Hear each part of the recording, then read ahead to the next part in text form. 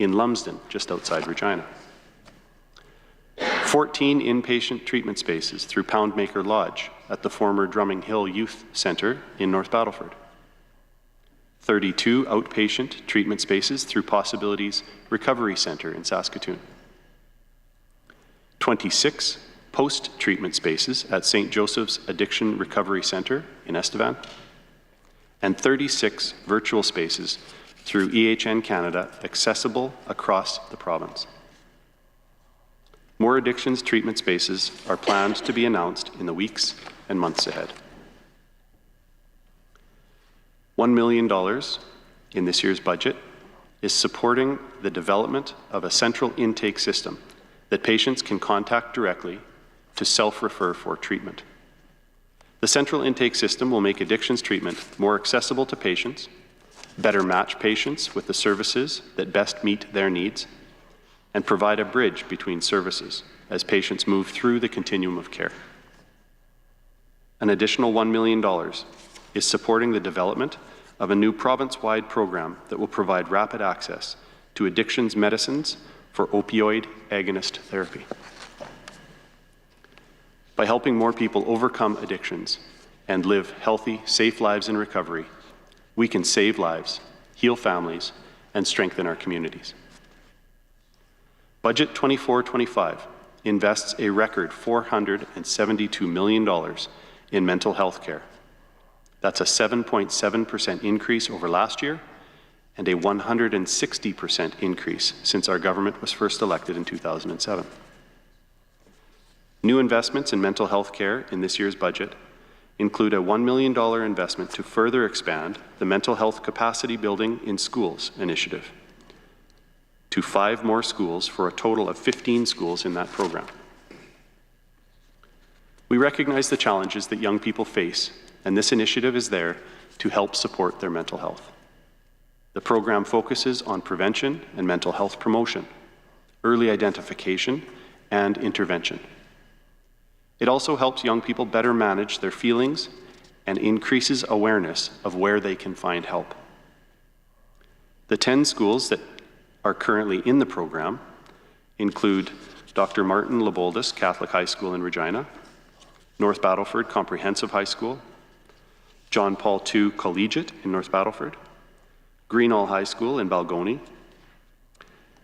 Hector Thibodeau School in Sandy Bay, Churchill Community High School in La Ronge, Prince Albert Collegiate Institute, St. John Community School in Prince Albert, Weyburn Comprehensive High School, and Dr. Brass School in Yorkton.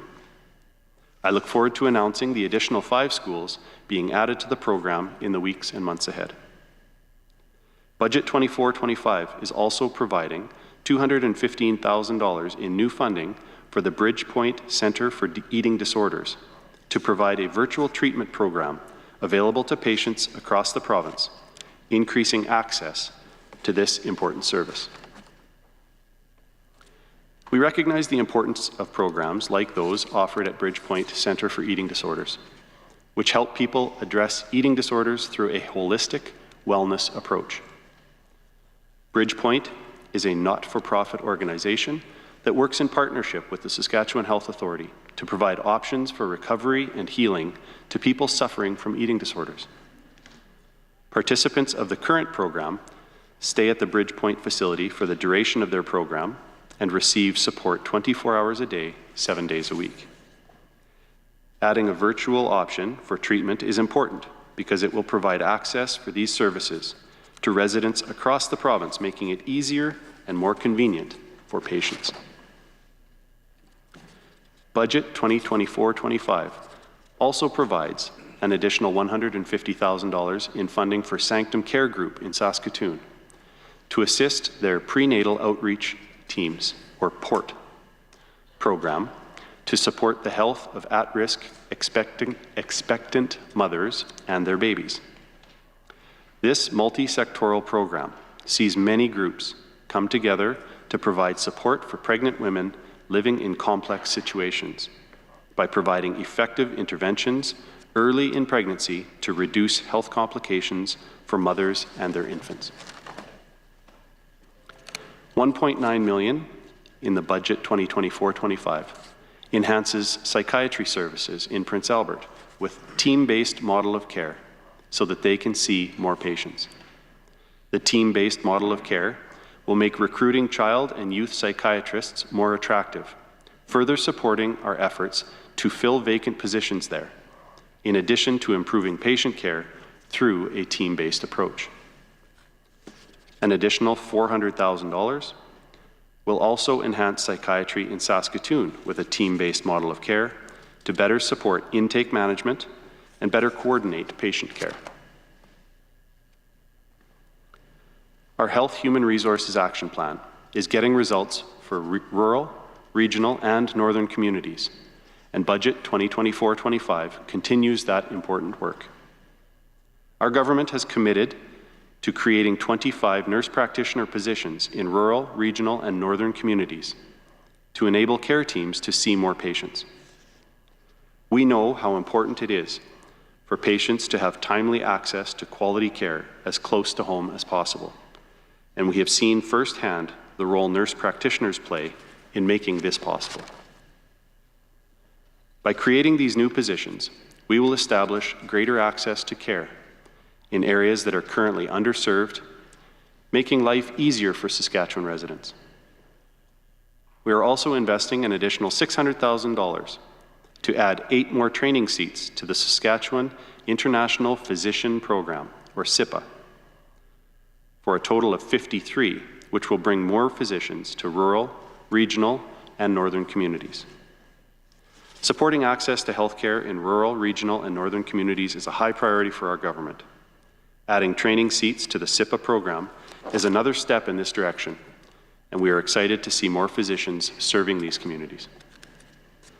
We are also excited to proceed with Phase 3 of the Rural EMS Enhancement Initiative through a $7.5 million increase to enhance emergency medical services. This phase will add 40 additional full-time equivalent EMS staff in rural and northern communities.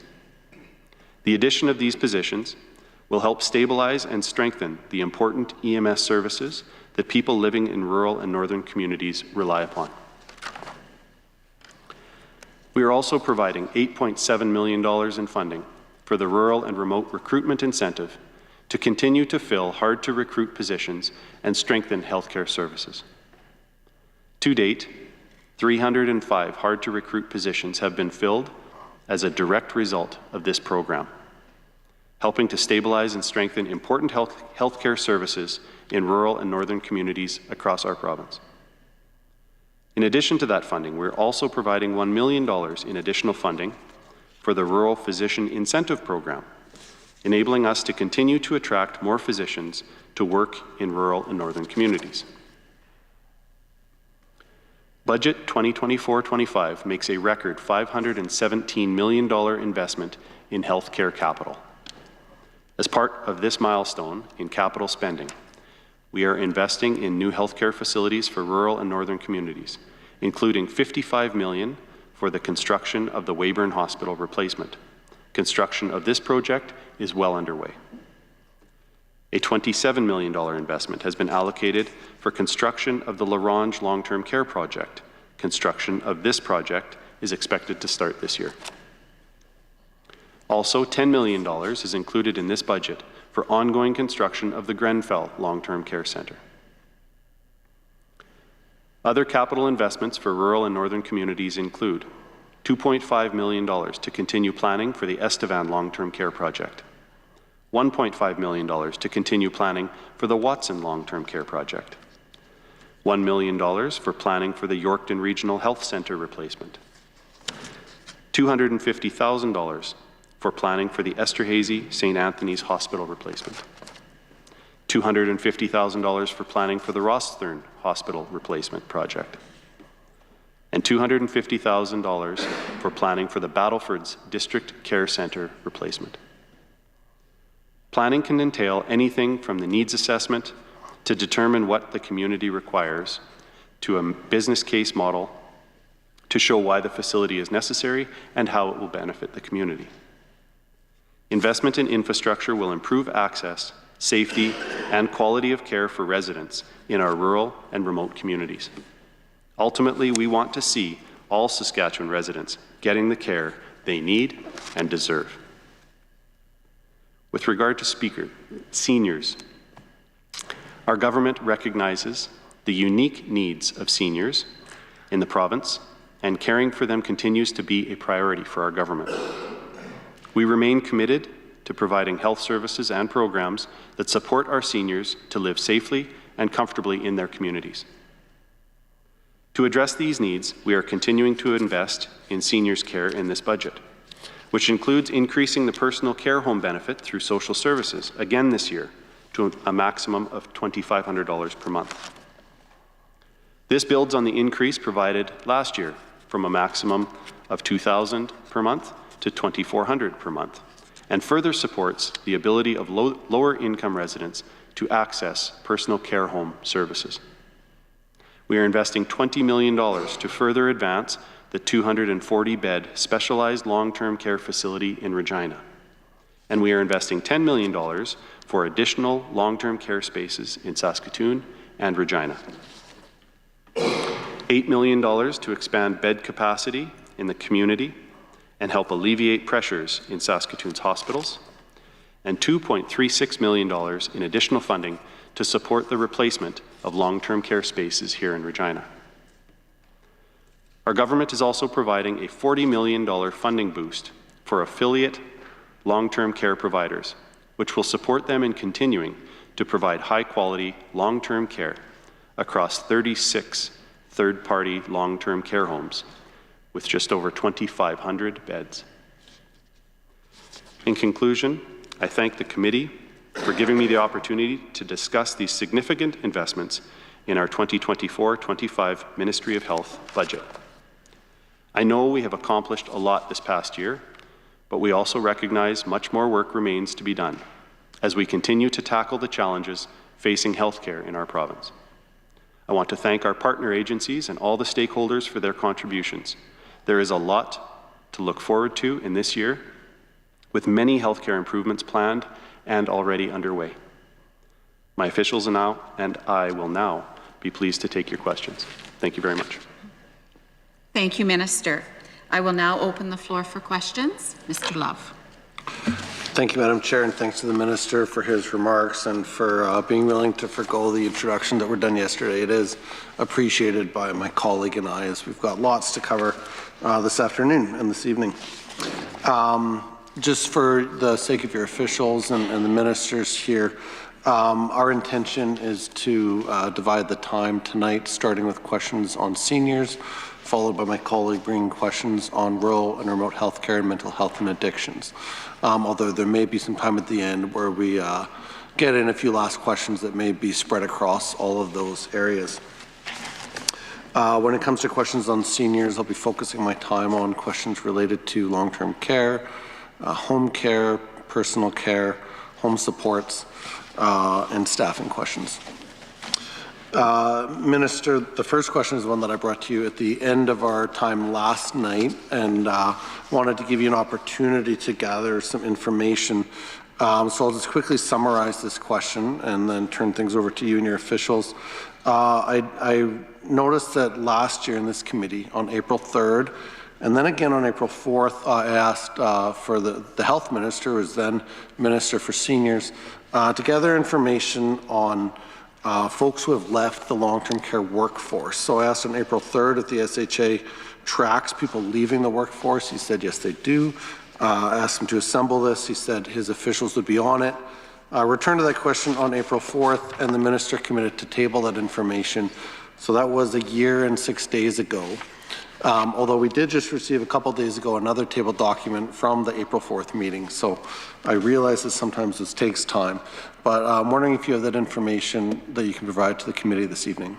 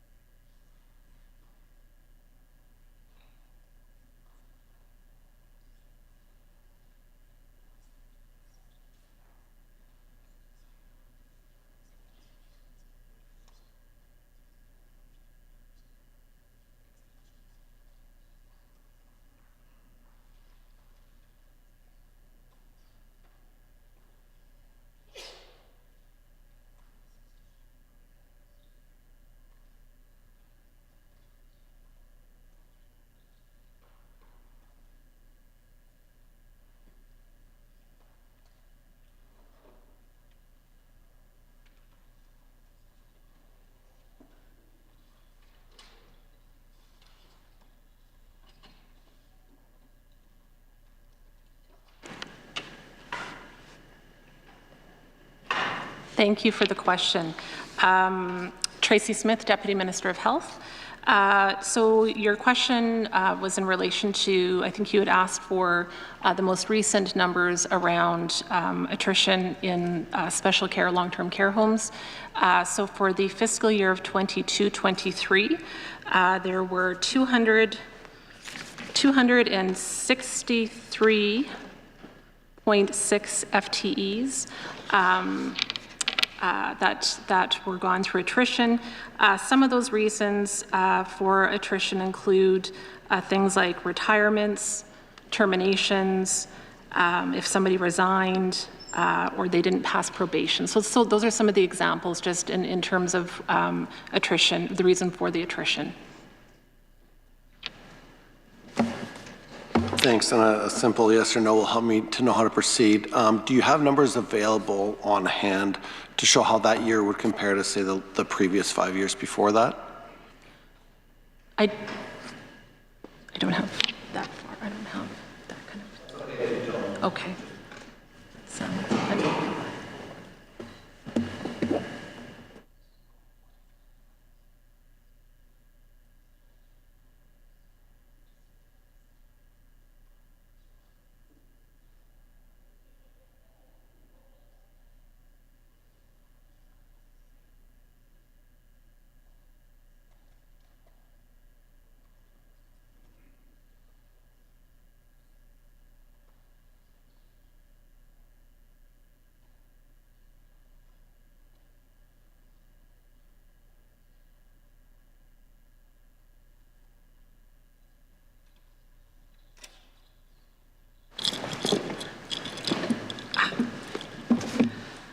thanks for the question. So we don't have 5 years worth of data, but I do have the last couple, I guess the last 3 fiscal years that I can provide.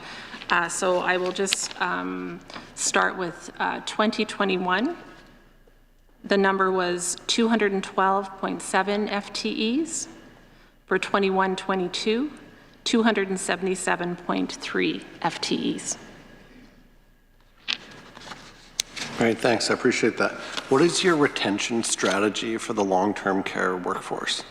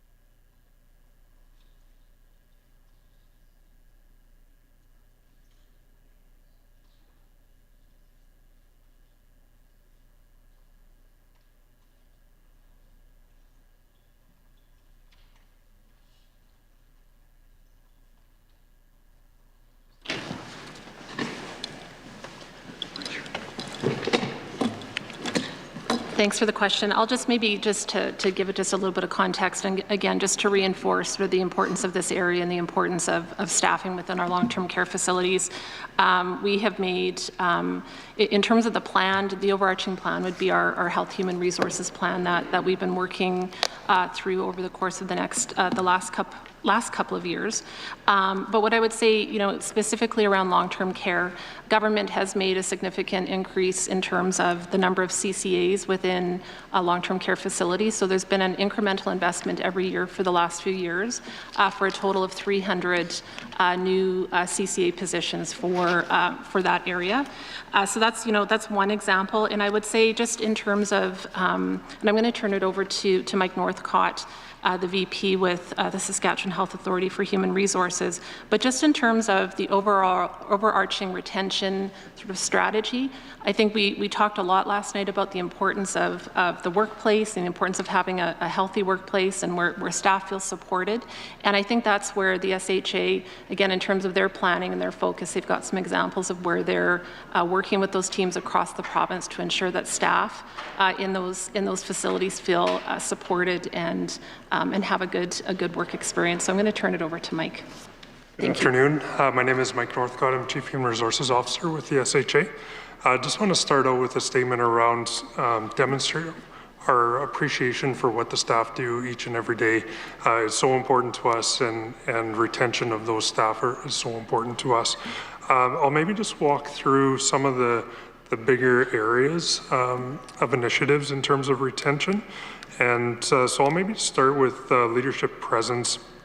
We really want our leaders to engage their teams, to really be supportive of their teams. So we focused on some of the training that we provide, leadership essentials programming, intro to coaching skills for leaders, core strengths, leadership coaching supports, crucial conversations, introductions to the LEADS framework, succession planning, and provincial mentorship program are some of the things that we do in that space. Team effectiveness is also really important. So we've all been in work environments where we have a great team environment and support each other and work effectively as a team. So we provide support around building effective teams, 5 behaviors of a cohesive team program, core strengths, and developing team charters. In terms of well-being and resilience, this is a large area of focus for us. Some of the things that I would highlight are LifeSpeak. So it's an online platform. It's an app that staff have access to. Workplace strategies for mental health. The U of R's online therapy unit is available. Our EFAP program is available that provides support on a wide variety of issues to staff as they want to access. It's a confidential service for them. Recognition and rewards is a category, so a recognition toolkit, long service awards. Mentorship is an area too that we've emphasized more. It's so important. We've all been new employees in a profession or in an area, and having that mentor available is a game changer for new staff, and it's also rewarding for those more experienced staff that can be the mentor. Belonging, diversity, and inclusion. We want everyone that comes to work each and every day to feel like they belong. They belong to the team. Their unique skills that they bring are valued by the team and the organization. So we've got strategies there around anti-racism, Indigenous culture awareness, and cultural responsiveness training. And Andrew spoke to some of the great results that we've got in training in that regards. And yeah, the First Nations and Métis retention aspects of that as well, and Andrew spoke to the plan yesterday. Great, thanks, Minister, for the information that your officials provided. May come back, if time permits later, to some questions about retention strategy and as it relates to that work environment that the Deputy Minister mentioned. I'm going to move on for now. Your predecessor will know, every year in this committee, I ask this question. We've joked in the past, it's a tradition we have. I'd like to know, and I'm guessing 2022-23 will be the most recent year available, how many continuing care aides were working in the province of Saskatchewan in special care homes. Sorry, I just want to clarify specifically how many continuing care assistants in 2023 in special care homes? Yeah, so typically this is broken down by FTEs. So what's the total number of FTEs? And it's my prediction, you can tell me otherwise, that the most recent data that you likely have is for 2022-23. If you have anything more recent, I'll accept that as well. In addition to that number. So looking for the total number of FTEs of CCAs working in Saskatchewan.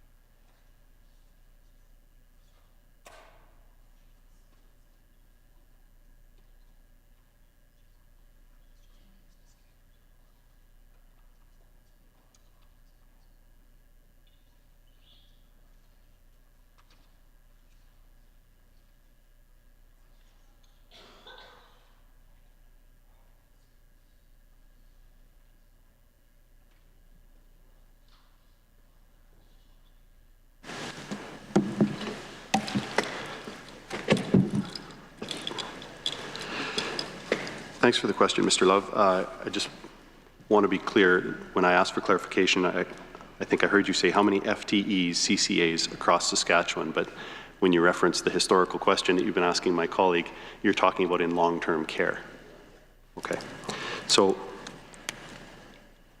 in 2023, we had 5,089 paid FTEs in long-term care.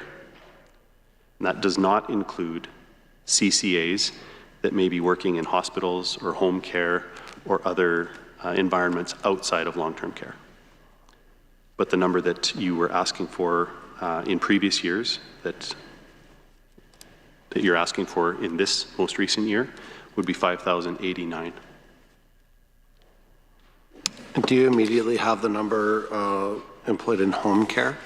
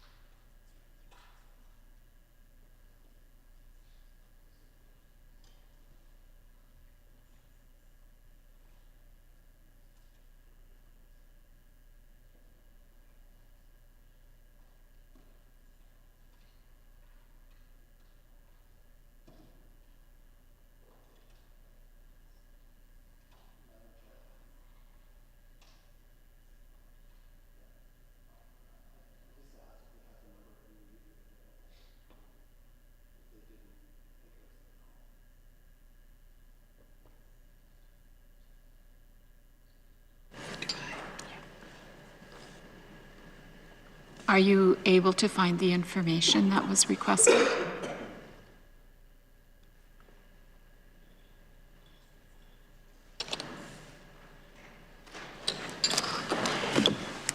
Thank you, Madam Chair, and thank you to the member for your patience. It's just you're asking to extract a specific set of data from a larger set of data, so that's what the officials were working to do, but I think we have found an answer for you.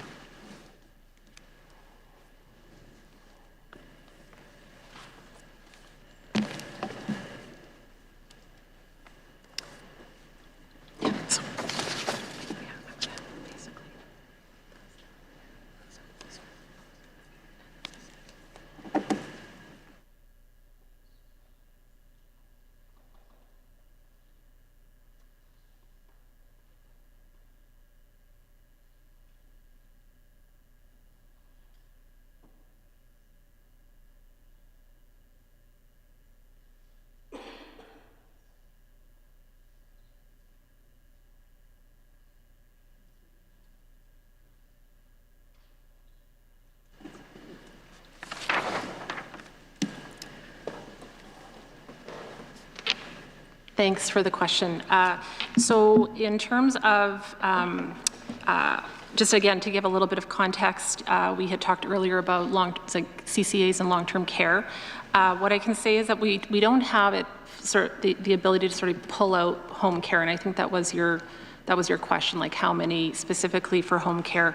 But what I am able to share is that from a system-wide perspective, how many CCAs we have working within the system.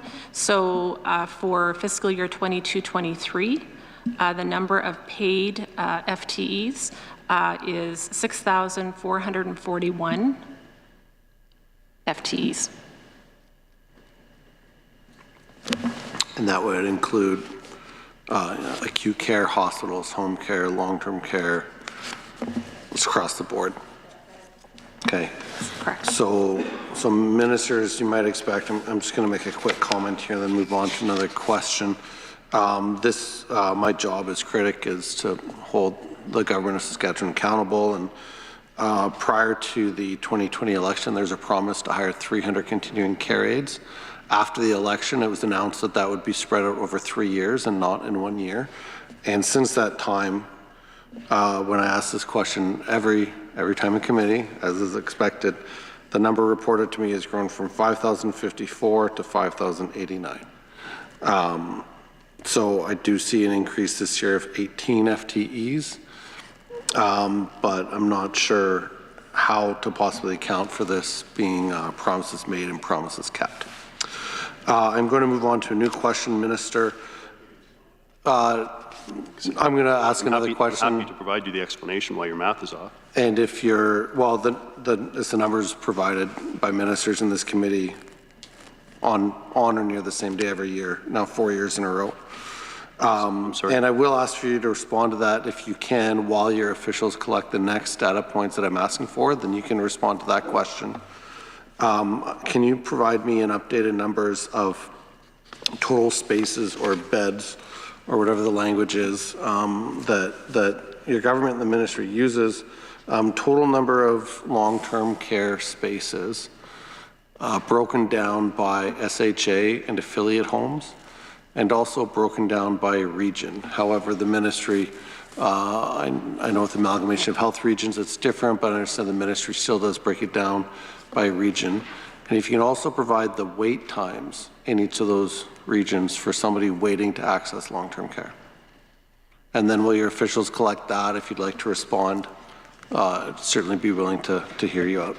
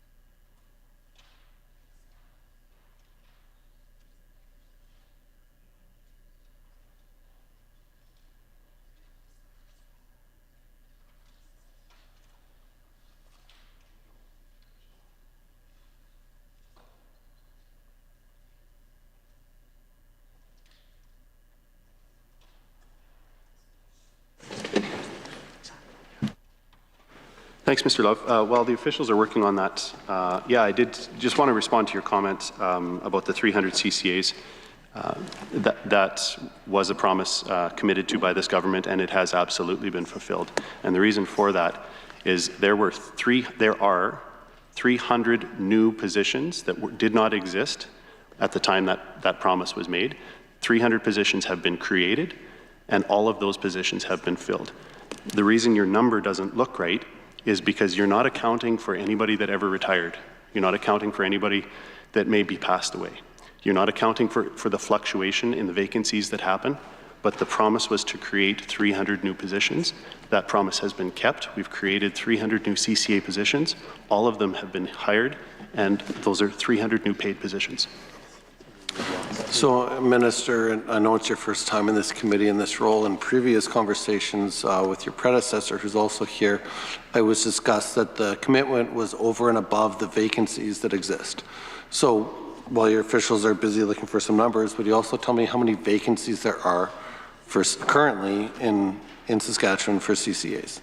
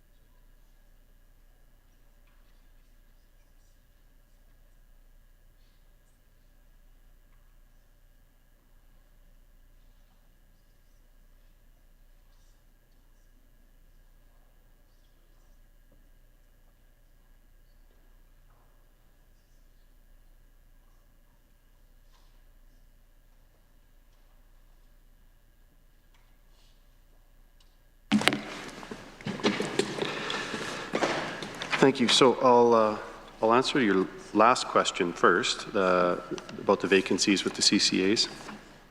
The question was how many CCA vacancies do we currently have?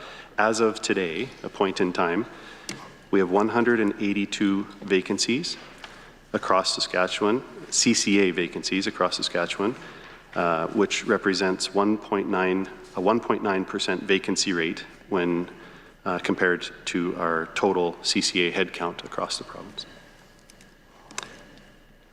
And your previous question, Tracy will answer. Thanks, Minister. Just circling back to your question around the number of long-term care beds across the province, and then you had a series of questions. So maybe I'll just start with the first, the overarching number. For as of March of 2023, the total number of long-term care beds provincially was 8,620. Of that number, 2,579 are affiliates. And then to answer your, I think you had made a note that that we would collect this information by health, like former health region. We don't have that information by health region. We don't have that available by health region. And you had, I think, just sort of moving forward, you had asked about wait times, I think was your other question. So just give me one moment.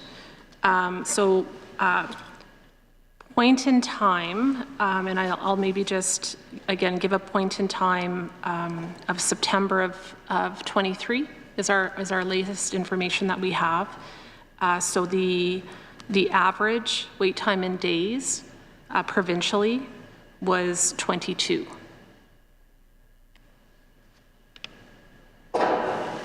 And in the past in this committee, those wait times have been available. And when I reference former health regions, I at least tried to indicate however you now collect that information. So whatever system you have, I'm willing to accept, both for beds and for wait times. Because in the past, officials did have wait times available for Saskatoon, Regina, sometimes other regions, north, south, like that. However you collect it, I'm certainly open to. Now, for the sake of time, Minister, would you commit to tabling the wait times by whatever regional breakdown is reasonable or done at the ministry? Can you commit to tabling that in a timely way for this committee? Actually, I think we track it by surface area, and I believe we have it available for the committee tonight. I'd be happy to, I can provide that. Tracy can provide that. Sure. Thanks, Minister. So I can, in terms of the wait times, I can go over the wait times by service area, and it sounds like that's the same information that you've been provided in the past. So point in time, again, being September of 23, and I'll start with service area. So I'll start with service area Northeast. The average wait time in days was 69. Northwest, 42. Southeast, 2 days. Southwest, 3 days. Regina, 50 days. And Saskatoon, 48 days. That's great. Thank you for that information. Moving on to some questions about home care and home supports.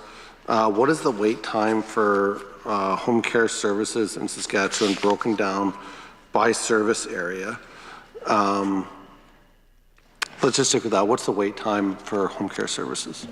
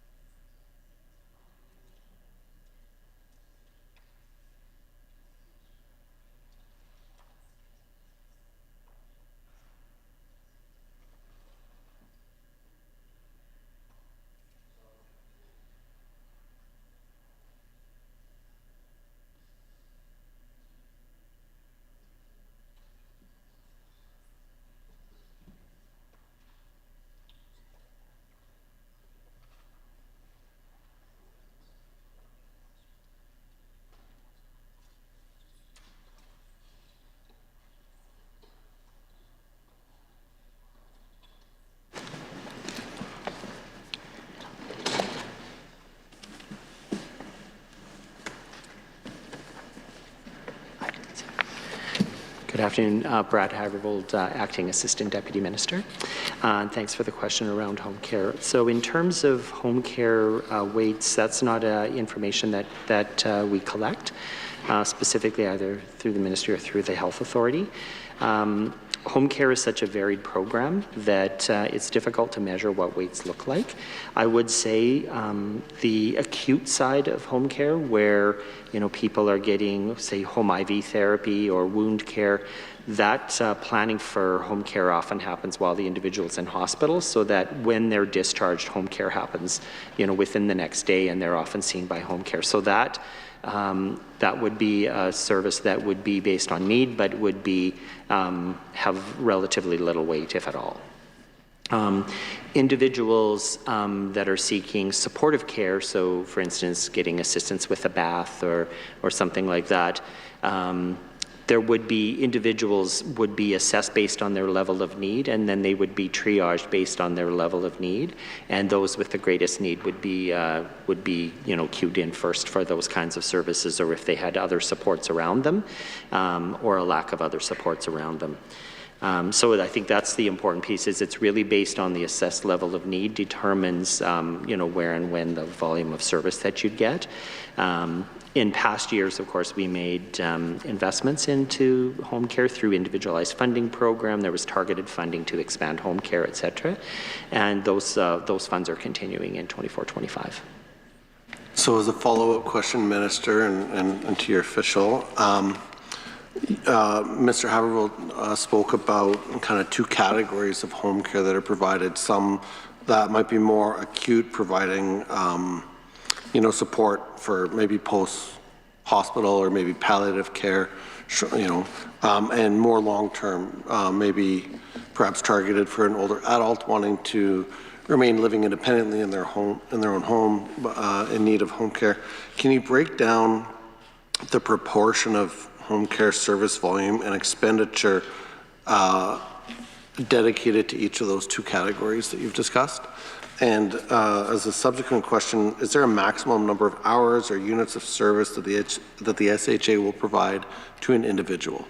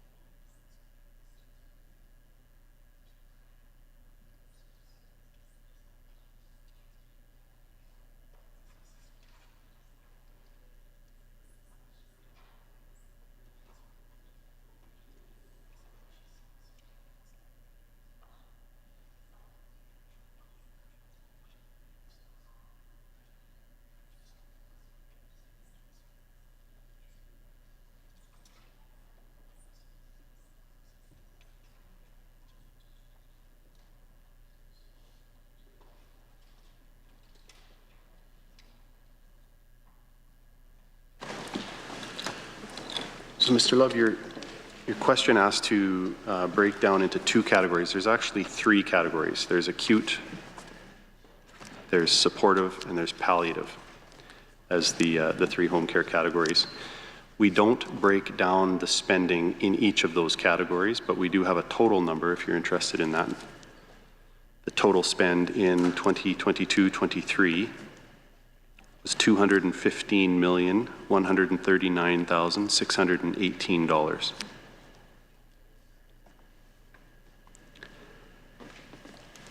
And you'd asked, I believe, about the maximum amount that an individual can receive. The maximum is actually in hours, not in dollars. So under the acute category, the maximum hours to an individual is 230, pardon me? That is the...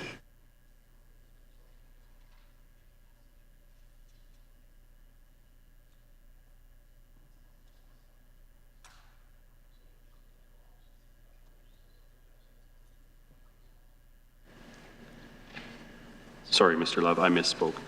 This is the maximum amount of hours that were provided in each of those, not to an individual, but the maximum amount. It's the actual. The actual amount provided, pardon me. 235,983 hours of acute services. Supportive services, 837,074 hours. And palliative, 92,071 hours.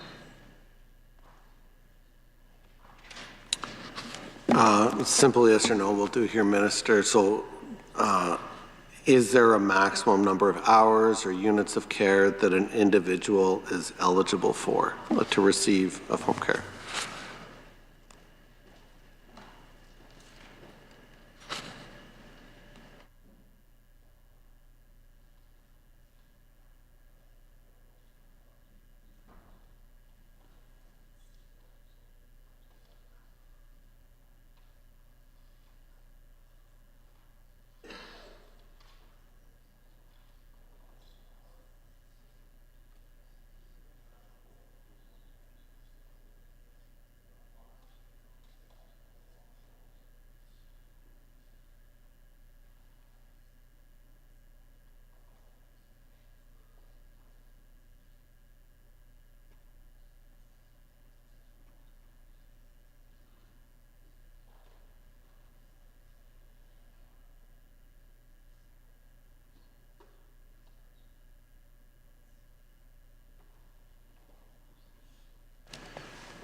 To answer your question, Mr. Love, there's no fixed maximum. The maximum hours provided are based on the assessed need of the individual. Okay, thank you. This will be my last set of questions until I turn things over to a colleague, and I'm hoping that he'll give me time later in the evening because I've still got lots to get through. I'm wondering if the minister can give an update to the committee on the Brightwater pilot project. I'll give a little bit of context here and some information that I'm looking for. I understand through a tabled document here that I requested in committee last year that was tabled recently that the SHA provided Brightwater with $10.9 million to provide 100 long-term care beds and $1.35 million for 12 ALC beds in 2022-23. How much money did Brightwater receive in 23-24? Is there any change to the number of beds and the type of service provided? And also, Minister, if you could comment, in this committee last year we learned that Brightwater doesn't employ any CCAs and that they employ personal service workers, which I understand not to be a professional designation recognized within the SHA. So if you could provide an update on what's happening with the pilot project, the funds dispersed in last year and in this year's budget for the pilot project, and also comment on if you think it's appropriate to fund to a private institution upwards of $12 million to a facility that doesn't employ the same trained individuals that are employed in every other long-term care facility in the province. There's a lot there. If I can clarify anything later, I'm happy to do so.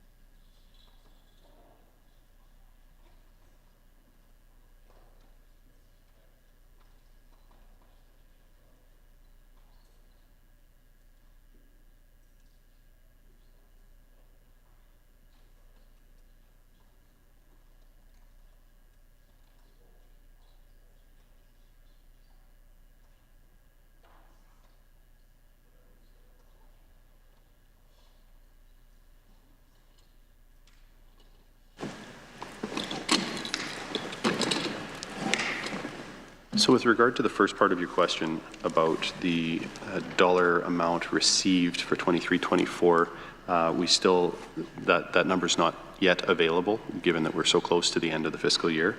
I can say that the projected amount is very consistent with last year's total that was provided to you.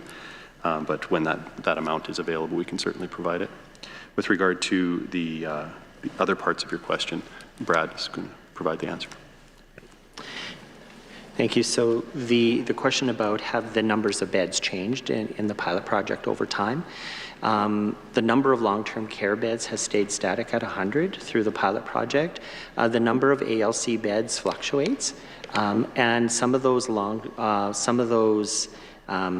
ALC beds that have been part of that separate arrangement are gradually being migrated over to be more permanent long-term care beds as part of that. So the number of beds in each of those categories sort of changes as personal care home people leave and you replace it with a long-term care. So at any point in time, the goal is to migrate more of the beds to the long-term care pilot.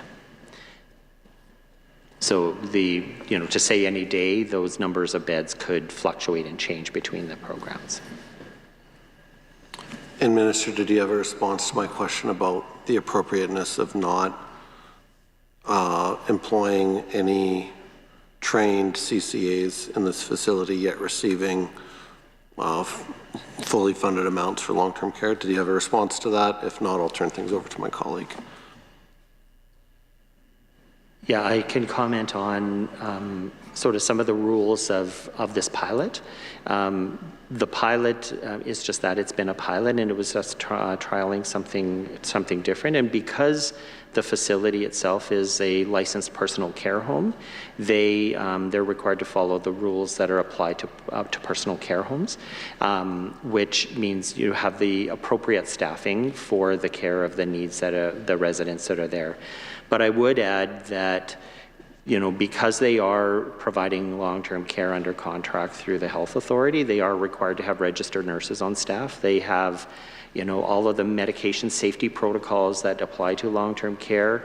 They're subject to inspections by our Ministry long-term care inspection teams, as well as reporting and accountability of critical incidents to the Ministry, as well as to the personal care homes program.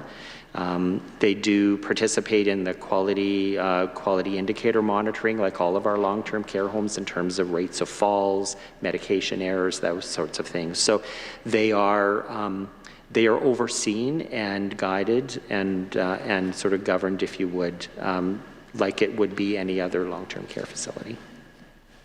Okay, thanks for that response. I'll see if I get any time at the end of the evening, but for now I think we'll turn it over to some of the other areas that are before the committee tonight with my colleague, Mr. Clark. Thank you. I'm hoping we can return to the rapid response agreement we had last night with Minister Hindley. But I got a long question to start. Based on information contained in the Canadian Institute for Health Information Report, the State of the Health Workforce in Canada 2022, it appears that we may be losing ground in the recruitment and retention of healthcare providers in rural and remote communities. The report indicates between 2018 and 2022, the percent of healthcare providers in the province practicing in rural remote communities declined. Family medicine physicians from 22.1% in 2018 to 20.8% in 2022. Nurse practitioners 52.1% to 43%. Registered nurses 21.2% to 15.8%. Pharmacists 21.6% to 20%. As these are percentages of the workforce at a point in time, can you please provide an update based on the Ministry's most recent information on the total number of family medicine physicians, nurse practitioners, registered nurses, and pharmacists, so family doctors, nurse practitioners, registered nurses, and pharmacists in active practice in the province? And then what percentage of those in active practice are in rural and remote communities in Saskatchewan?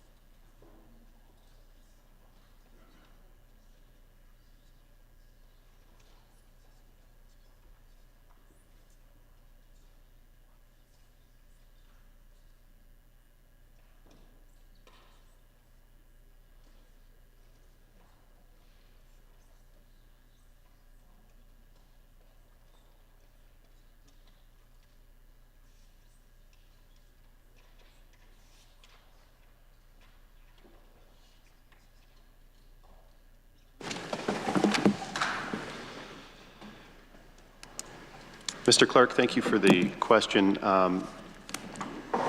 You asked for a lot of data, and it's not all in the same place, so we're going to have different officials answer the different pieces of the question that you asked. The first piece with respect to family doctors, we'll have Ingrid answer that question. Ingrid Kirby, Assistant Deputy Minister. So this is a snapshot in time. So as of March 31st, 2023, there were 257 actively practicing general practitioners working in rural communities. As a total, there were 968 actively practicing general practitioners in the province at that time, which means 26.5% of physicians were practicing in rural communities.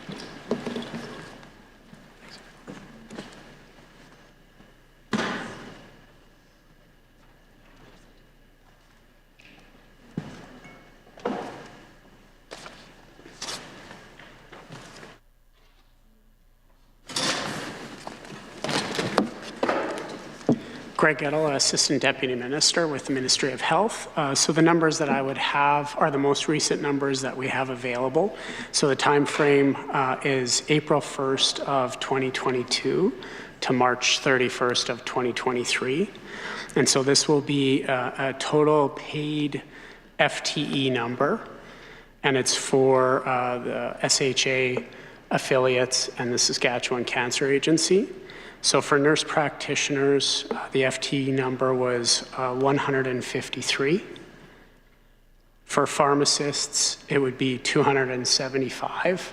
And again, for pharmacists, what I would point out is this would just be for SHA and affiliates. Most pharmacists would work in community pharmacy, which would not be part of these numbers. And then registered nurses, FTEs, we had 8,124.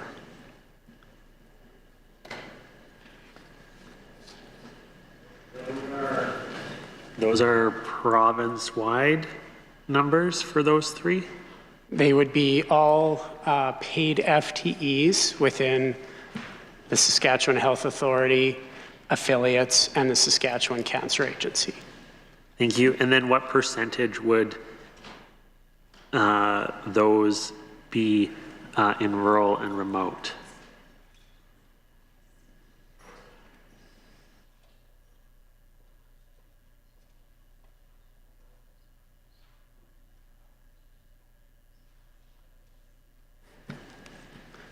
Unfortunately, we don't have that information. We don't track it in that manner. Could you figure that out though, because you know where those are based?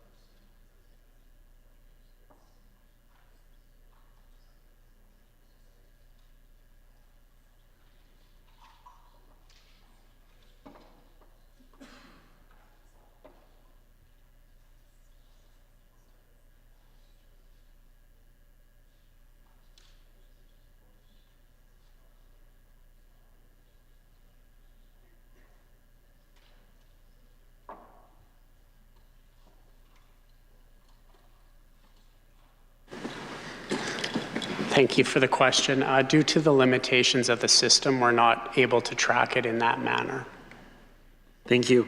The media backgrounder that was released on budget day stated that there would be $785,000 increase to stabilize emergency rooms in rural and remote areas to support registered nurses and administrative staff recruits, as well as rural trauma training for physicians.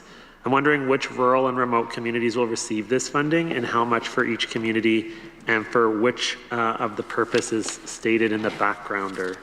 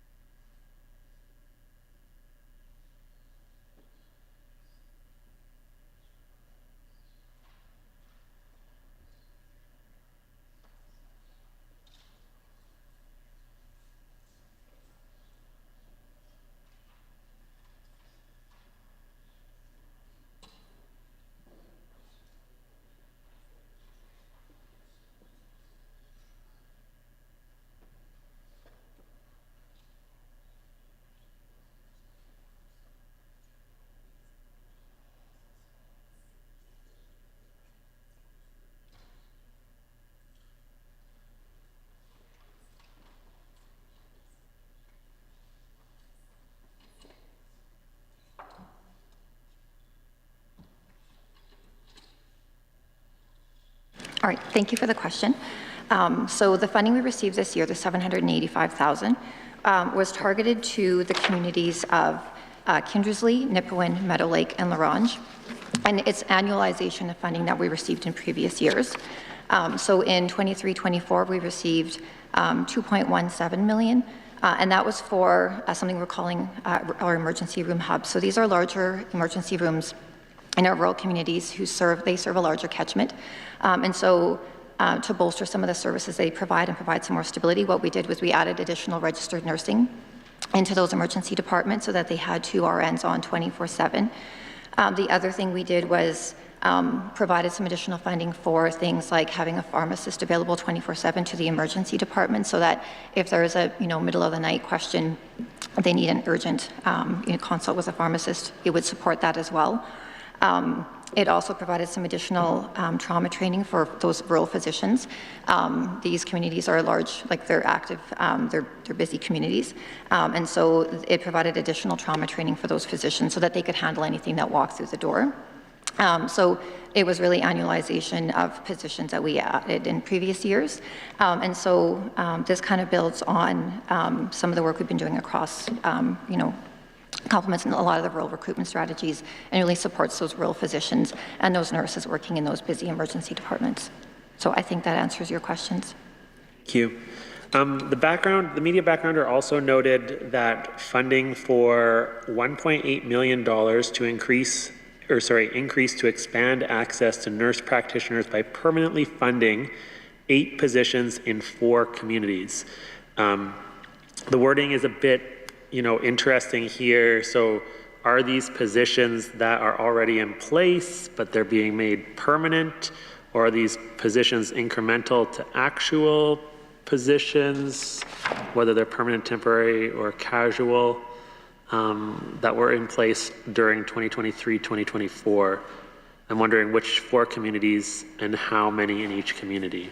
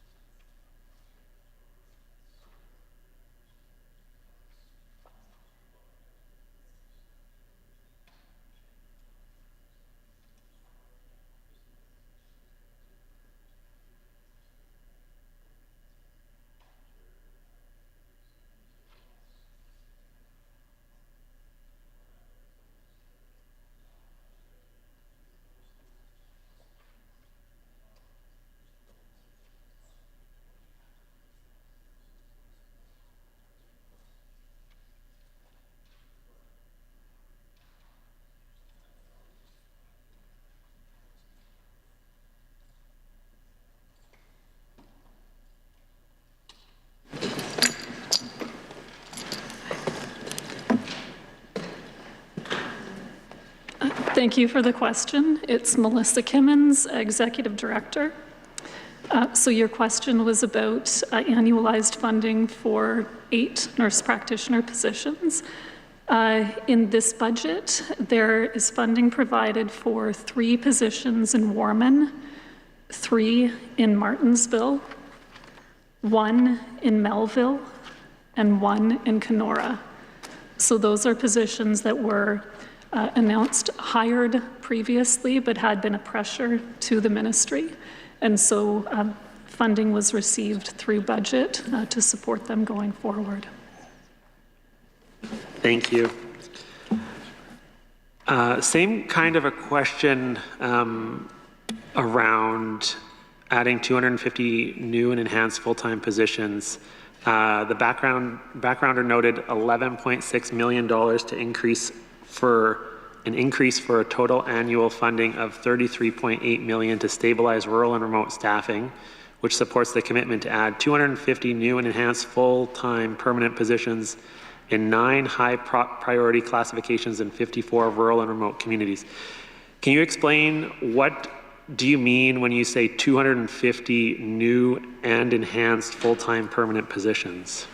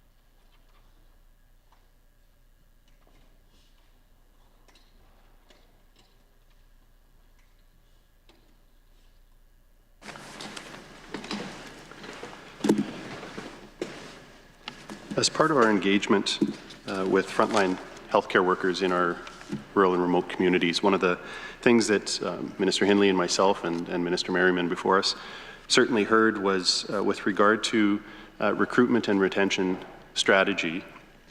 There have been positions that were either part-time or temporary and posted, but not receiving very many applications. So what we mean by enhanced is temporary or part-time positions have been enhanced to full-time permanent positions. And that's both with respect to vacant postings, but also with respect to current employees to help with retention. If an individual was employed as a part-time or as a temporary, some positions in these designations across these 54 communities would be enhanced to permanent full-time positions. By new, we obviously mean those positions didn't exist at all before, and so there's 250 new or enhanced positions that have been added as a result of this. So how many of those would be new? Out of the 250, how many new full-time permanent positions are created?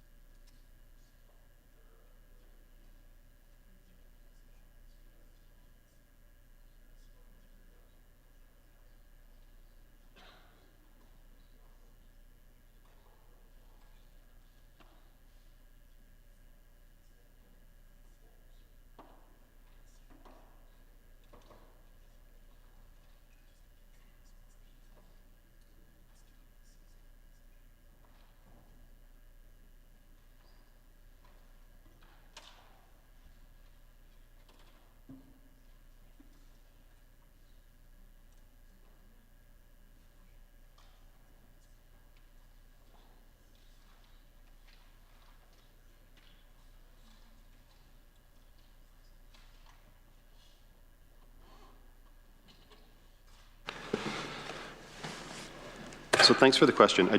I want to clarify. There's 250 permanent full-time positions that did not exist before. So there's 250 new full-time positions.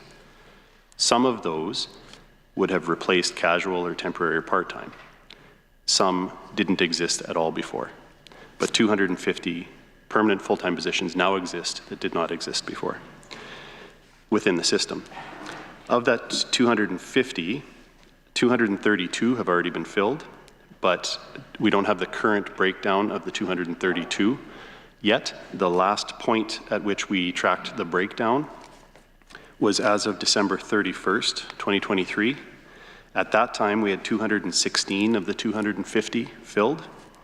43 of those are what you would refer to as enhanced, where they replaced a casual or temporary part-time.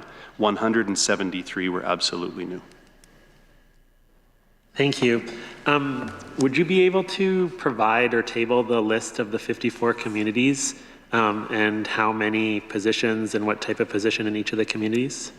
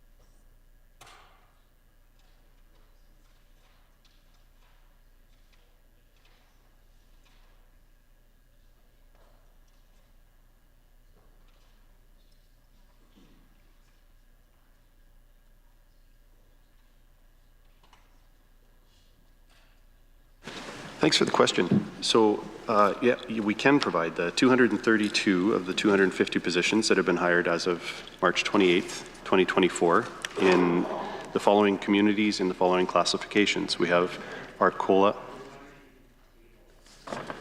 No, I don't want to, I only have I'm a limited time here, so I don't want to read the 54 communities. I'm just wondering if you can table that document. Good job.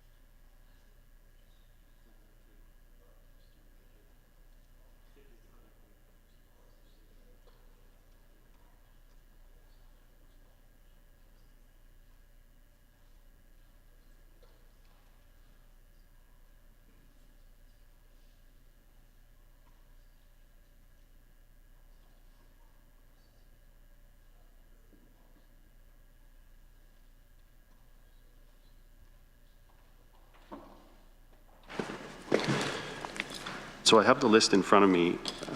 It's not in a format that can be tabled tonight, so it would take some time to table it later, or I can provide it right now, whichever your preference. Could you commit to tabling it tomorrow in the session? I don't think tomorrow provides us enough time to put it in the format that it can be tabled, but it could certainly be tabled Next week? Next week would be appropriate, yeah. Okay, thank you. Can you give me an update on the current status of the microbial lab services in Weyburn?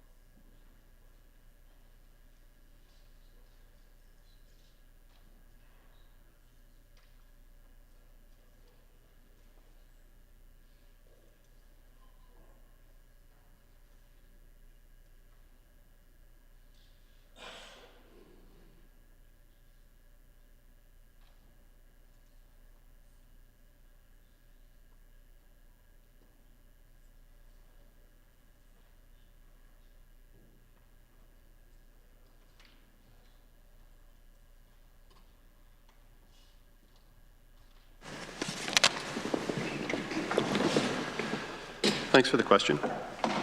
So there has been no change. Microbiology services are still available in Weyburn. No services have been removed. Thank you, Minister. Can you confirm if there's funding allocated this year for the Yorkton Hospital replacement and the Esterhazy Hospital, the Rostern Hospital, and the Battleford's Care Home? Any funding allocated in this year's budget? Yorkton Hospital replacement, the Esterhazy Hospital, the Rostern Hospital, and Battleford's Care Home. Should I feel these in so?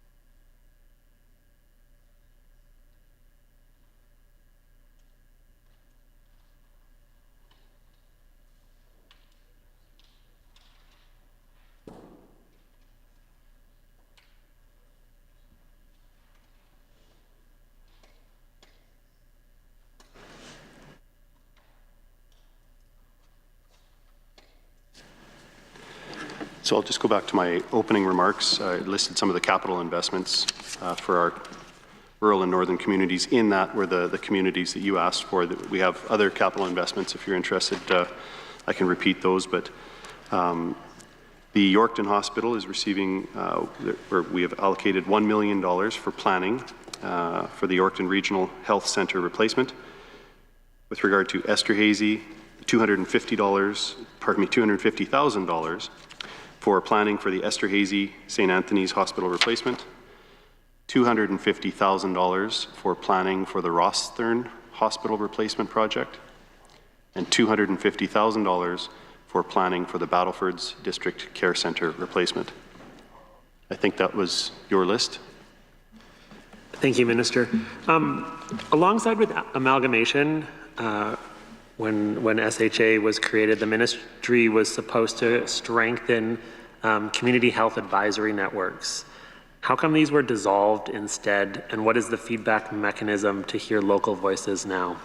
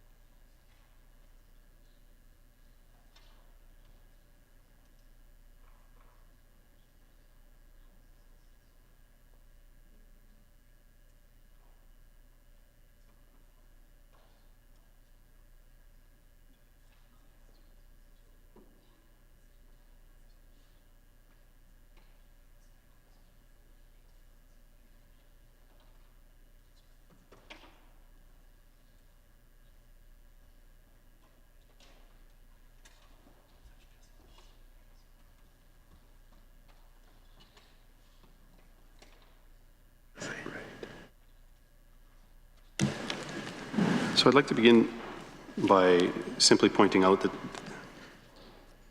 the Provincial Health Authority Act recognizes community advisory networks that were already in place when the SHA was formed, with specific provision that recognizes that these relationships continue. Nothing has been dissolved, as your question suggests.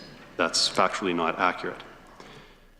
Further to that, community advisory networks are only one of many forms that communities choose to engage with their provincial government on local health issues.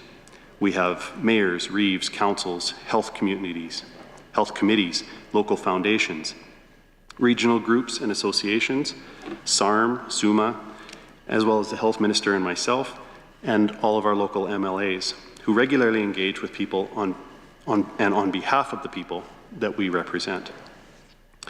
Local representation in healthcare is always evolving, and it's important for the elected representatives of Saskatchewan to be responsive, and to that end, to engage with local communities through their own organizations.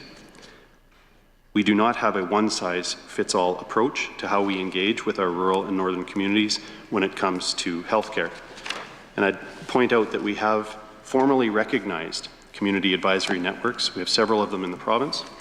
There are Twin Rivers Healthcare Foundation, Esterhazy Health Foundation, Southeast Medical Group, Meadow Lake and Area Community Health Advisory Network, Lakeland Regional Community Health Advisory Network, the Lloydminster and District Health Advisory Committee, Paradise Hill Health Advisory Committee, St. Walburg Health Advisory Committee, Pine Island Lodge Highway 16 Health Advisory Committee in Maidstone, Cutknife Health Advisory Committee, St. Peter's Hospital Foundation in Melville, East Central Health Foundation, Yorkton, the Assiniboine Valley Health and Wellness Foundation, Indian Head Hospital Foundation, Moosomin and District Health Care Foundation, St. Joseph's Hospital Foundation in Estevan, Dr. Noble Irwin Regional Healthcare Foundation in Maple Creek, Weyburn and District Hospital Foundation, North Central Healthcare Foundation in Melfort, the DEC ANHH Foundation Fund in partnership with the South Saskatchewan Community Fund in Fort Qu'Appelle, Moose Jaw Health Foundation, South Country Healthcare Foundation, Rosetown Health Foundation, Outlook and District Health Foundation, and the Victoria Hospital Foundation.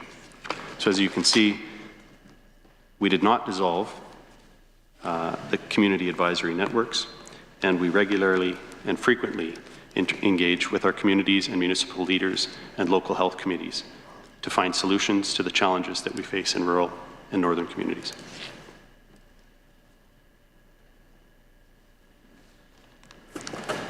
Thank you, Minister. We hear from folks that there is no formal feedback mechanism to provide back to government, but I'm going to move on because I'm running out of time here. Registered psychiatric nurses conducted a labor market analysis, and they looked at the needs based on their current complement of folks employed in Saskatchewan. Their analysis shows that they are in need of 120 training seats to keep pace with demand and retirements. How many seats do they currently have? How many training seats in the province are there for registered psychiatric nurses? Thank you.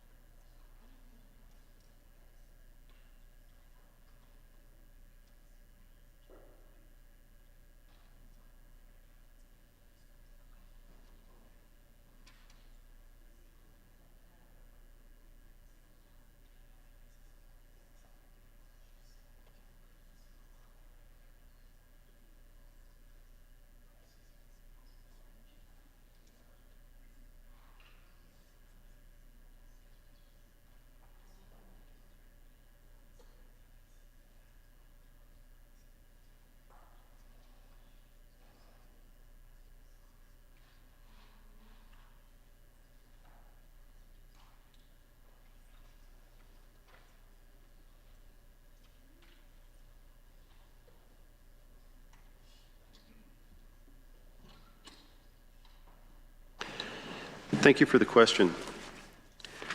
Currently, there are 80 RPN training seats in Saskatchewan, and in this fiscal year, in 24-25, we'll be adding 24 more for a total of 104 total training seats for RPNs, and that is 104 more training seats than there were in 2007.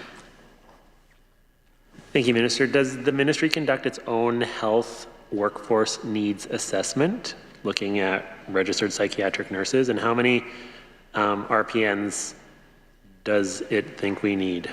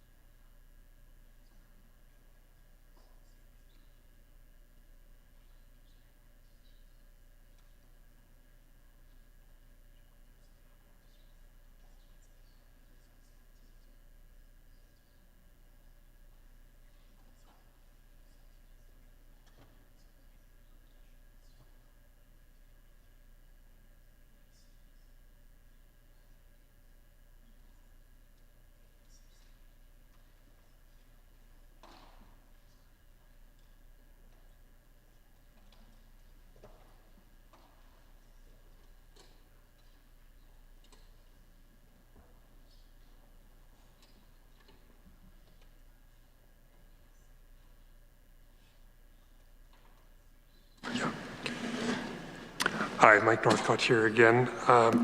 So I would just highlight in the 22-23 budget, there was additional 24 seats added, which brought it to 80, and then the additional 24 that brought it to 104. So we're really pleased with that investment. I want to give context that our system doesn't differentiate between RN and RPN. So from a data perspective, I don't have that. In terms of how we utilize, it's a constant evaluation to make sure that we're aligning the skill set with the needs of patients. And the capacity that's being added through these additional seats is a factor and an important one. Thank you. So, Minister, am I correct in interpreting that answer to suggest that there is no, target number of RPNs that we need in Saskatchewan for our population? Yeah, I would just highlight that that's a constant evaluation by our leaders in the mental health and addictions space. Thank you. In the auditor's report from 2023, she reported on very alarming waits in Prince Albert service area for children and youth psychiatric services, with a child waiting 130 days while experiencing severe symptoms. I understand that as of July, all 3 child psychiatric positions were vacant in the Prince Albert area. Are those 3 still vacant?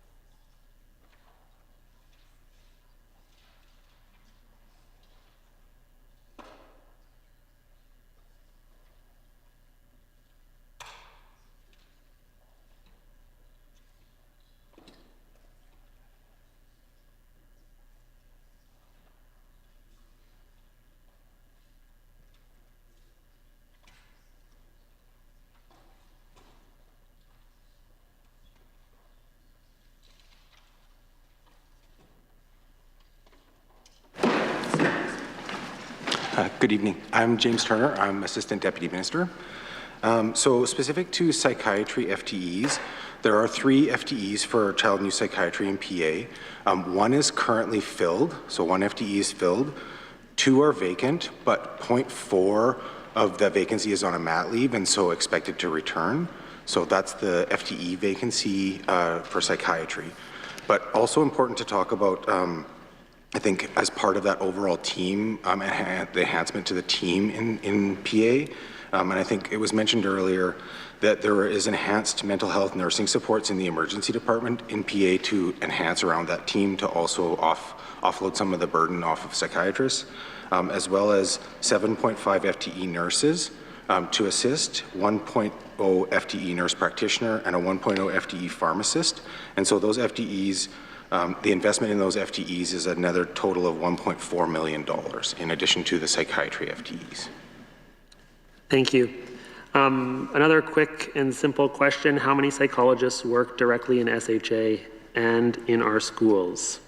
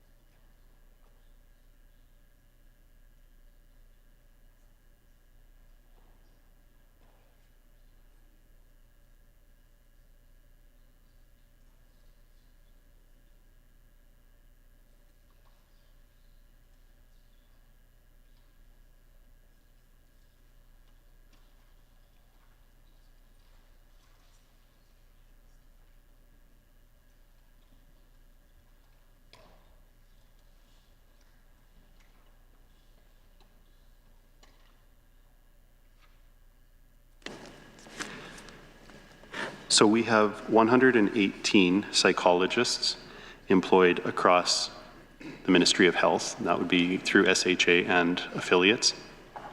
I can't speak to how many psychologists might be employed by individual school divisions. That would be information you'd have to get from education. Thank you.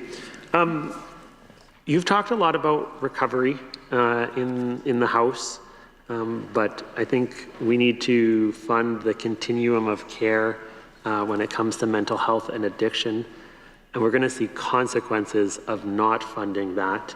Does the ministry have a plan to track new cases of infectious diseases that arise because of people sharing used needles?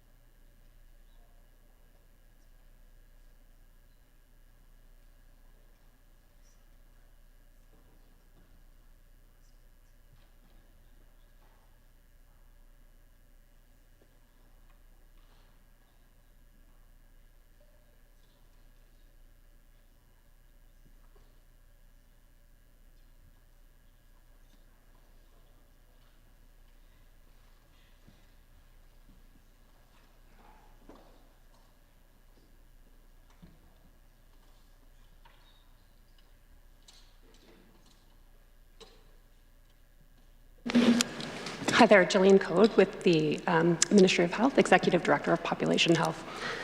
So just to respond to your question, through the Public Health Act, all communicable diseases are reported, and so we do keep track of all new diseases that are reported into the system, and so that would include diseases like HIV, Hep C, any of the communicable diseases that would be sexually transmitted or bloodborne infections, and so we do track that, and as part of that process and the investigation piece, they do keep track of indicators that would speak to what are potential risk factors that were associated. So there may be a number of variable risk factors that are tracked within the system as well, and so we do try and keep statistics on that and a line of sight on that. So it's my understanding when we're talking about HIV that the highest rate, the highest cause of transmission of new HIV cases in this province is caused by the sharing of drug paraphernalia. We already have an alarming rate of HIV and hepatitis C in this province. I would implore the minister to listen to his officials when talking about where these new HIV infection rates are coming from, and how does the minister expect that the recent policy changes here that are being talked about in the House are going to impact the already alarming rates of HIV?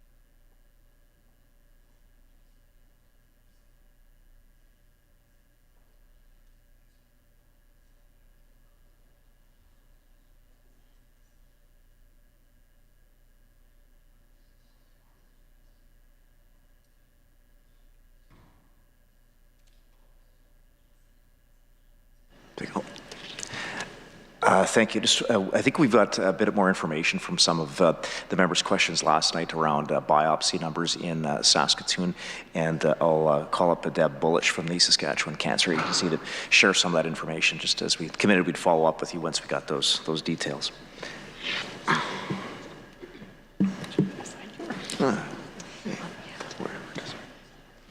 Okay. Hi, Deb Bullich, CEO, Saskatchewan Cancer Agency. Thanks for the opportunity to respond in terms of the wait for biopsy. As we know, it's 134 days in Saskatoon. When we talk about the length of time to biopsy, we also need to consider the amount of time afterwards that it takes to get pathology results as well, because we know in our province and everywhere really that the time for cancer patients starts ticking the moment they're even suspecting something's wrong. We have a number of wait time guidelines that I won't bother you with because they're pretty complex in terms of the type of cancer as well as the subsets of types within each one of those cancers. But what I will tell you is we've taken the opportunity to work with our health authority partners in remedying this as best we can. There is a wait across Canada with our current workforce environment in terms of getting those pathology results back. We're experiencing it in Saskatchewan, similar to all of our provincial colleagues across Canada.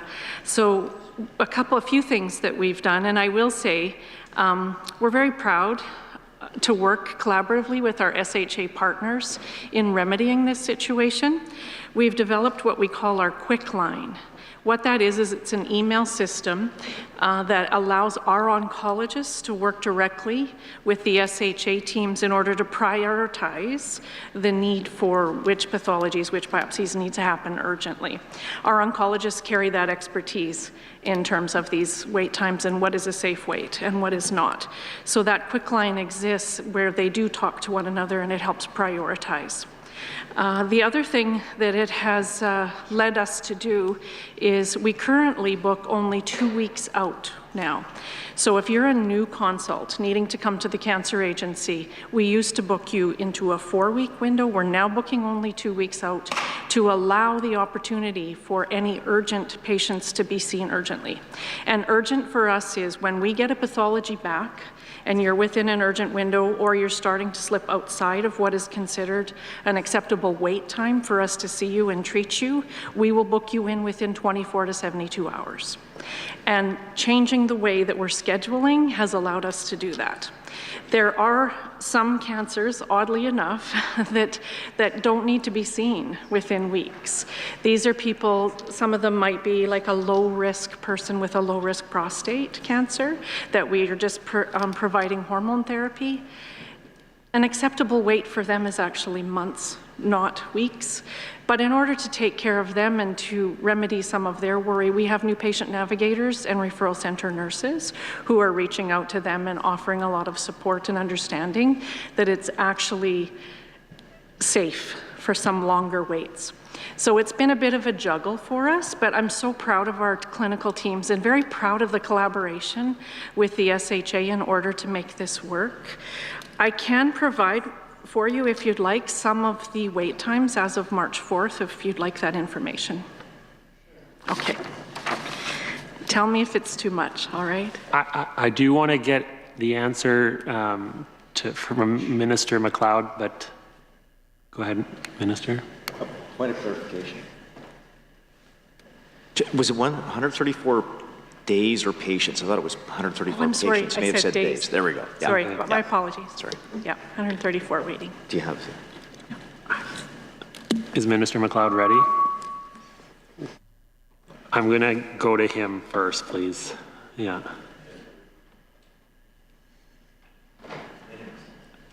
Deb, if you want to go, sorry, if you want to, 30 seconds. Sure. Okay. So for gynae oncology, 100% of patients are seen for consult as new patients within 28 days.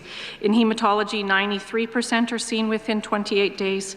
Radiation oncology, 91% within 28 days. Medical oncology, 85% within 28 days. And then the radiation, all of the treatment timelines are over 90% of patients starting treatment within 3 weeks. So we are proud to say that we're still meeting national clinical guidelines for wait times. And the other part of this is also that we've started working a lot of extended hours and evenings and weekends in order to make sure that people are seen and treated. Thank you. Thanks.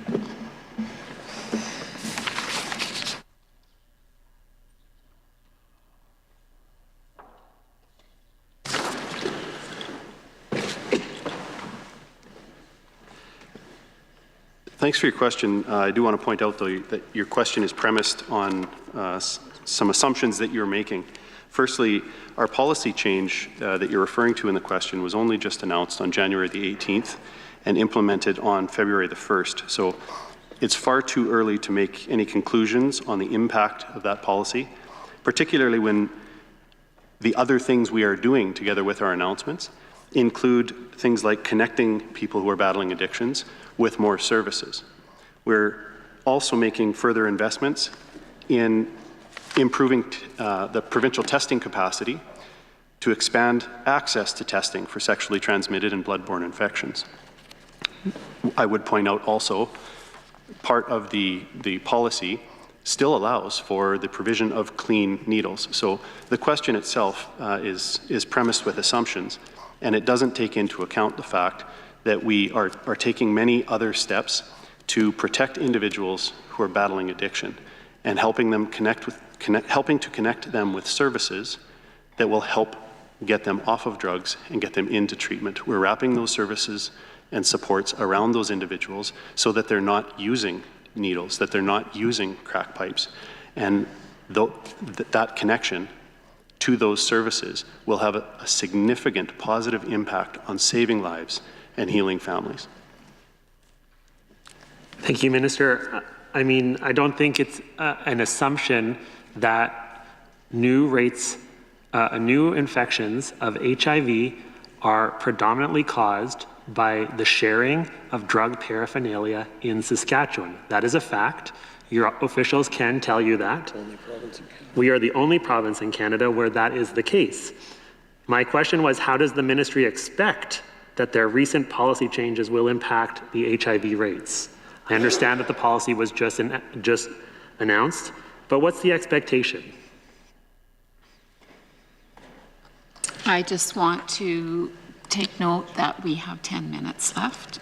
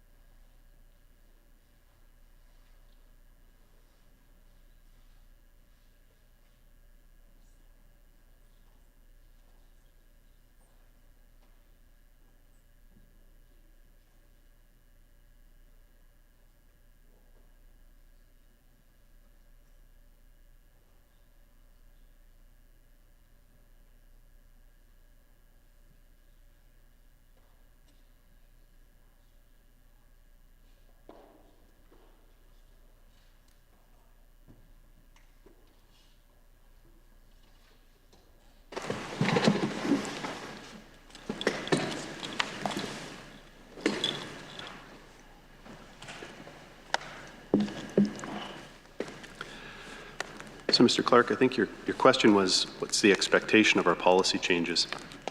The expectation of our policy changes is that we will be getting more people the supports that they need. We will be getting more people off of drugs. We will be getting more people into treatment and recovery so that they're not exposed to dangerous drugs, so that they're not addicted to dangerous drugs, so that they're not overdosing, so that they're not sharing drug paraphernalia, so that they're not contracting HIV, and so that they're not dying. The expectation of our policy is that individuals will receive the message that no illicit drugs are safe and that we have help available through treatment and that there is hope for recovery for those individuals. That's the expectation of our policy. Thank you, Minister. My question was the expected change on the rates of HIV, not on how people are coping with addictions. So thank you for your answer. We are running out of time. I do want to make note, as we're talking about HIV and hepatitis C, it is this government that has blocked third-party organizations from coming into schools to teach children about HIV and hepatitis C, bloodborne infections, which is in the Saskatchewan curriculum. Anyway, we have, I think, time for one more question. I'm going to pass it over to my colleague here for the last question. Thanks, Mr. Clark. Minister McLeod, I have a two-part question. I'm going to ask you to table some information, and then I'd like your response to my question. Would you be willing to table for the committee a list and the number of beds of all ALC patients that are being placed in, I think, what you describe as community settings? But we heard from Mr. Will at length yesterday about the efforts, and good to see a reduction in the number of patients living in ALC beds in hospitals and acute care settings. And can you table a list of the locations and the number of beds at each location where those ALC patients are being moved to? And then for you to respond to this evening, there's a news story today about a family concerned about SASC program moving patients from hospitals to private care homes. There's also reports that I cannot verify, and so I'm going to ask you of an assault that took place at a care home for an older adult who had been living in this home, assaulted by somebody who has recently moved there through this effort to move some of these ALC patients into beds. So my question for you this evening, Mr. Long, do you share any of these concerns? I just wanted to point out that's not that particular question. It doesn't follow along for the estimates, the type of question you're asking the minister. It will be up to the minister whether or not he chooses to answer that question. In the estimates is the program to move people out of ALC beds. But the assault that you're talking about. But it's a result of these dollars. I give the minister the choice whether or not he wants to answer the question. I'll allow you to finish it. Okay, thank you, Madam Chair. He can choose. So as far as the safety of this program, if you could put any comments on the record tonight and assurances that your government is taking to ensure that existing and new residents in personal care homes are being kept safe.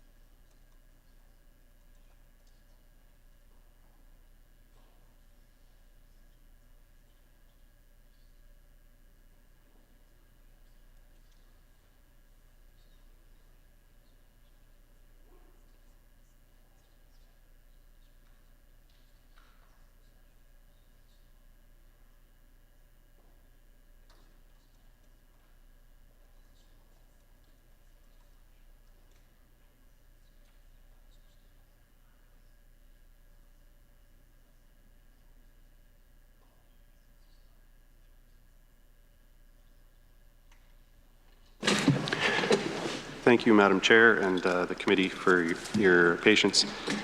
Yes, we can table a list of the ALC beds and locations as requested.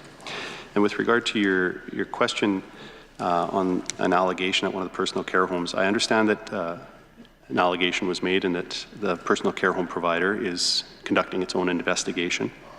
The ministry, as the regulator of personal care homes, is conducting our own investigation, as we would with any allegation arising out of any personal care home.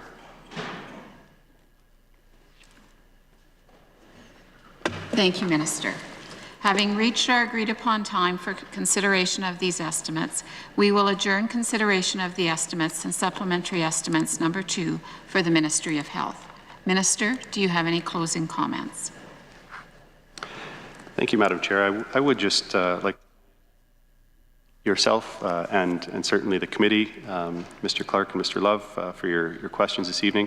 Certainly thank you to my officials, to Tracy Smith and the many officials who continue to support Minister Hindley and I every day and do such great work for the Ministry of Health and the people of Saskatchewan. And I would thank LAS staff and Hansard for your patience and your work with us, as always. Thank you, Minister. Mr. Love or Clark, do you have any closing comments? Yeah, thank you, Madam Chair. I'll echo many of the words from Minister MacLeod, and I want to thank the ministers and for all the officials here this evening for the answers that you provided, the assistance that you provide to these ministers tonight and every day for these ministers and for our province and for the people of Saskatchewan who are seeking to get health care when they need it and where they need it. We thank you for your efforts for that. I want to thank all of the building staff, Hansard and broadcast and clerks. And I also want to give a special thanks to my colleague, Vicki Mowat, who couldn't be here tonight, but she put a lot of work into preparing my colleague and I, and has just been an excellent advocate for better health care in Saskatchewan. I want to thank her for the effort she put into this evening as well. Thank you. Thank you. I too would like to thank Minister and your officials, committee members, all of the Legislative Assembly officials here tonight and building staff. That concludes our business for today. I would ask a member to move a motion of adjournment. Mr. Nerline has moved. All agreed? The committee stands adjourned until Monday, April 15th, 2024 at 3:30 p.m.